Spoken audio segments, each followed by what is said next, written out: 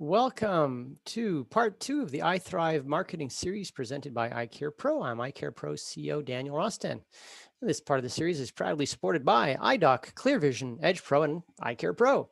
So in the first part of this series, we delved into what type of marketing that a practice might need and what the marketing looks like. And in case you're wondering, our biggest customer base is actually the do-it-yourself, or what I'll call the non-marketing clients. 57% of our clients are actually do-it-yourself or non-marketing, either one. And I've seen an interesting trend over the years, slowly but steadily, as online marketing gets more complex and more competitive. I've seen the percentage of DIY or non-marketing percentage of clients shrink. It used to be closer to 70%. Now it's down to 57%. And as for the rest of our customer base, well, you guessed it. Most practices are at stage one, because that's where most of the practices are out there. Then, of course, less so in stage two and even less so at stage three. Although an interesting statistic for you, we're seeing very little growth in the DIY non-marketing group. But here we are in part two of the series, which is unlocking your social media potential. So I say, let's dive right into everybody's favorite topic, which is social media. Now, I fully understand how practices can get overwhelmed with social media. It feels like every minute you're being told that there's a new platform out there with hundreds of millions of people on it, and you'd have to be a fool to ignore that platform. I think we have to keep social media in perspective, or better yet, we've got to do a reality check from the practice's perspective. Unless you're going to go hire somebody to manage your social media full time, which is probably not going to happen unless you're a pretty big multi-doc, multi-location practice. And even then, I don't think there are too many practices that are going to do that. You're going to have to pick and choose the platforms that you're going to focus on. And yes, you're going to have to pretty much ignore the rest. Yep, that's right. You're going to have to just ignore the rest. Now, you're not a fool for doing so.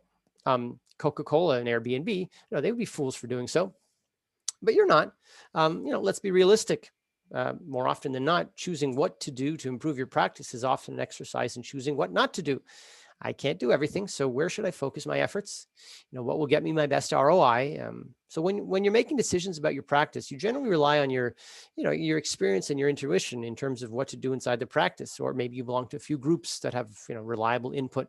The problem with social media is that everybody's an expert, and what's more, it's social media, so every platform is pretty darn good about making a case for how important it is.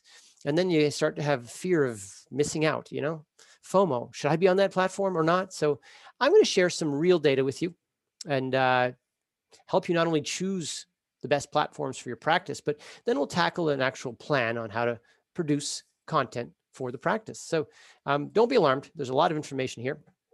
And there are a lot of platforms out there, and not many are relevant. So if I'm going to go through the slide a number of times, so you don't have to worry about absorbing the whole thing at once. So yes, if you take a look at the top, everybody knows that you have to be on Facebook. It's not a question. In fact, the more people that get on Facebook, as the saying goes, the more people that get on Facebook. That's social media for you.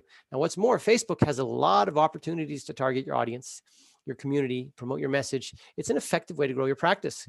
The only problem is that it's very hard for most practices to do without significant in-house expertise. And yes, some ad revenue behind it. And that being said, every practice must use Facebook. If you're going to pick one platform, this should be it. I mean, look at the numbers. It's a huge amount of people. So let's move on. What's under Facebook? There you have it, YouTube. Yeah, you actually have to be on YouTube. However, more on, that's a tough one. I'm not going to be targeting that in another part of this series. That's a good big topic, but I'm not going to argue with why YouTube is called a social media platform either. That doesn't really matter so much to us. But what matters is the eyeballs. YouTube has at least 2 billion account holders, but keep in mind that you don't need to be an account holder to watch a YouTube video. So actually the number is much higher. While not everybody watching this series is an active Facebook user, I'm going to bet that just about everybody watches YouTube videos. So quick, how do you do YouTube? Well, very quick. Tripod. Get a good phone with a good camera. Always position it in the same place. Make sure the background is very neat and tidy. Lighting from the side. And once a week, do a recording about a minute on what you speak to your patients all day, every day about things. Write out a list, and you can cover 50 topics easily for the year. Consistency is the key for YouTube. But again, I'm not going to get into YouTube too much today. If we jump down past YouTube, we get to WhatsApp. At the moment in the US, WhatsApp is not a business tool. There are some countries in Europe and Asia where WhatsApp is a business tool. Neither is Messenger. WeChat, no, that's an interesting one. Maybe you've possibly never heard of it. So here's why you've never heard of it. Because just about every single WeChat user is in China. You can see the big red patch here on the screen. That's China. Now, ignoring the politics of it all, China does not allow Google, Facebook, or Twitter, and a few other sites for that matter in China. So you got over 1 billion people in China who now use other platforms, which become extremely popular there and often have over 1 billion people using them. This is often referred to as the Great Firewall of China. Now we finally get to Instagram. Now this is where the fun begins. You can see that it has a decent advantage over everybody below it, including TikTok. So just to remind everybody, once upon a time, Pinterest was one of those "you're crazy if you ignore it" kind of platforms. And well, now look how it compares to Instagram. Most practices should probably stop at Instagram. In fact, like I said, many practices will often just stop at Facebook. So, but if you are going to tack on another platform, I would go with Instagram. It beats every other platform below by a long shot. That being said, let's take a look at the trends. After all, like I said, Pinterest used to be it. So hold on a second. I lost my spot. It's okay.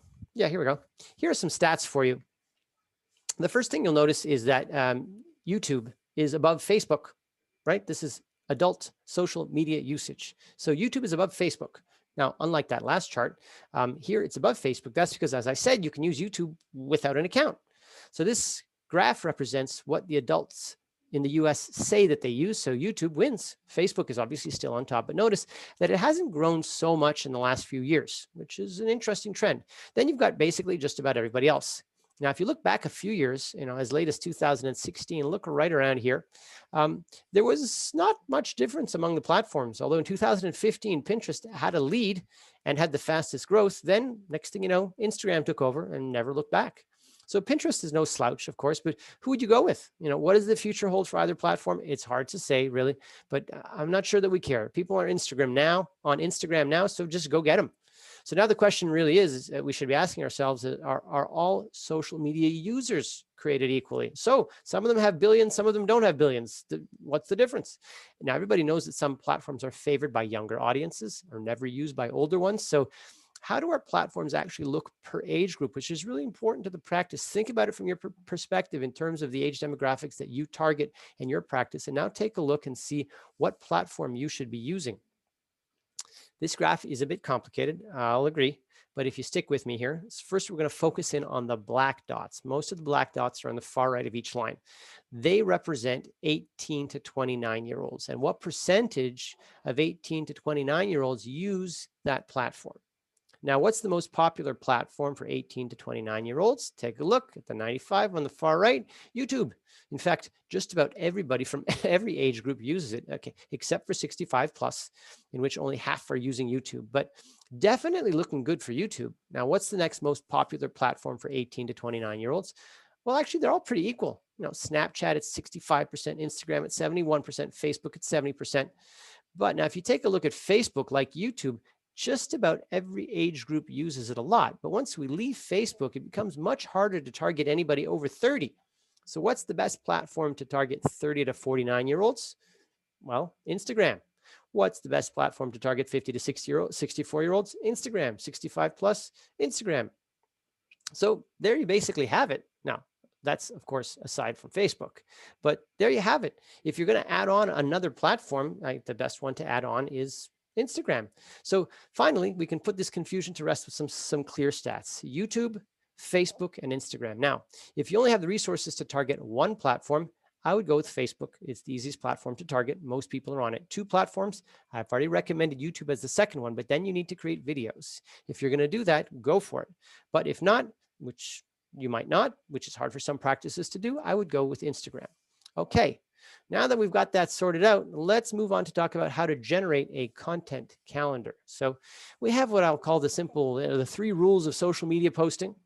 Now, if you want to be successful at posting, you need to make sure you stick to some rules up front. Now, we're going to create a calendar in a minute, but any calendar won't work if we don't stick to these rules. So rule number 1 is, if you want to use a social media platform, you really have to commit to posting to it. There's nothing worse than somebody looking at your Facebook page and you last posted 7 months ago.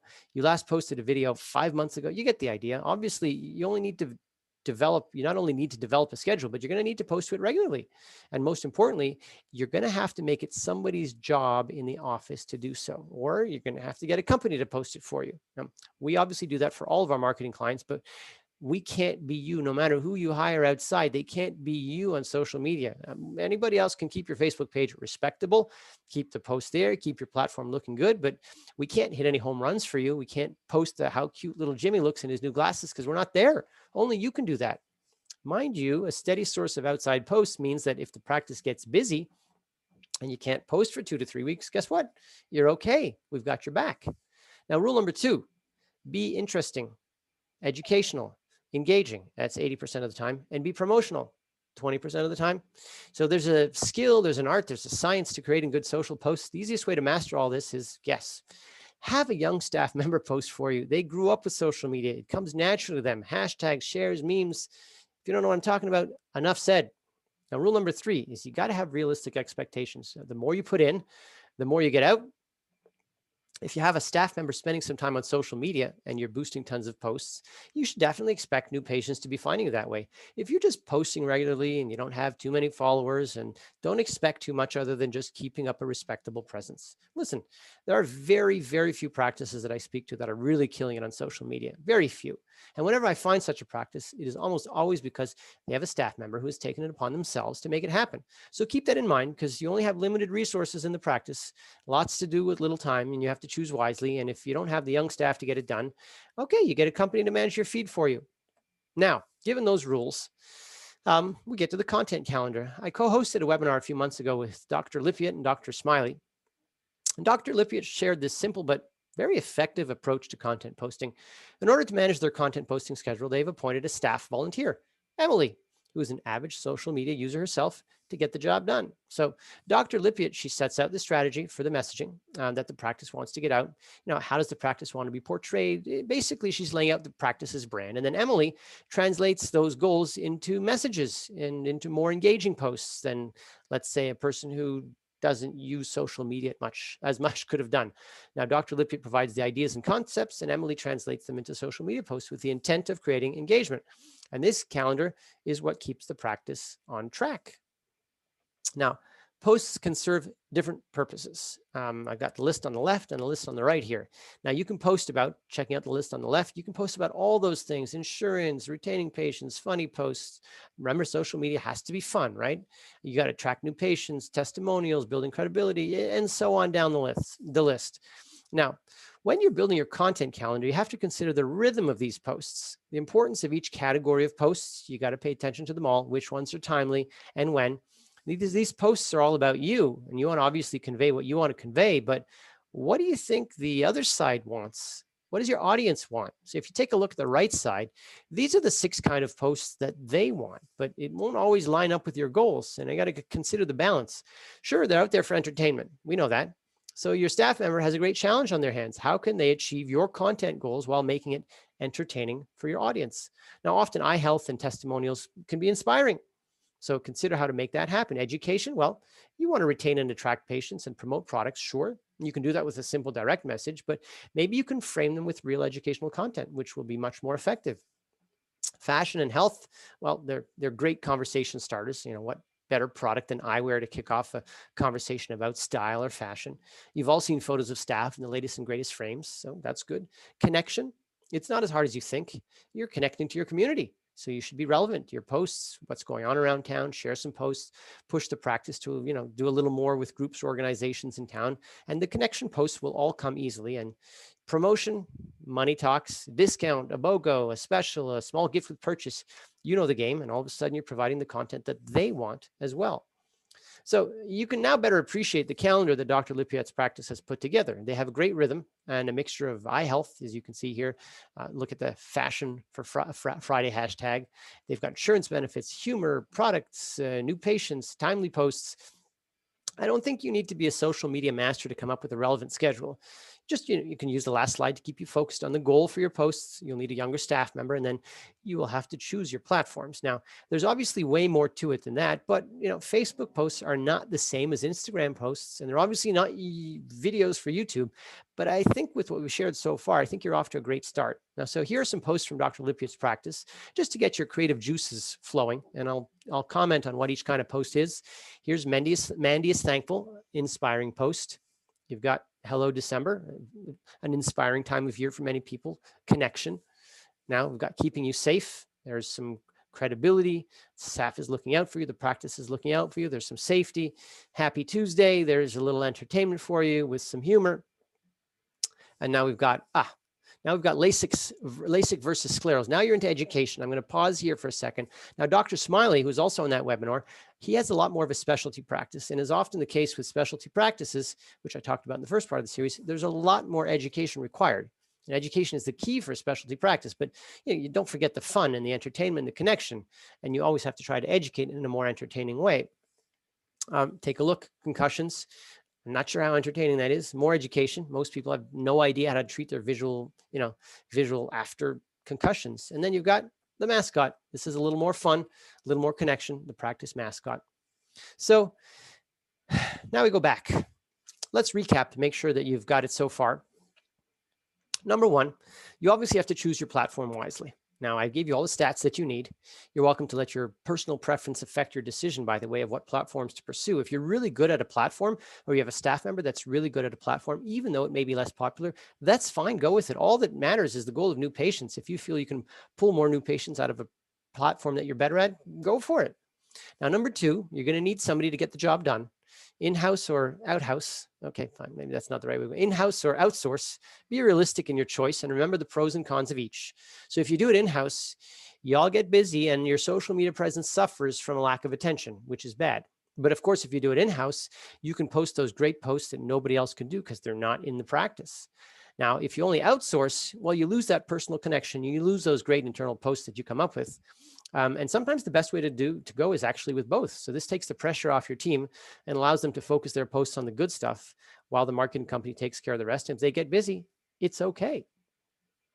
Number three, no, there's no substitute for proper planning. Every practice is unique. So you've got to start with an overall strategic plan of what you want to convey online. And then you've got to meet once a month, set your schedule for the month.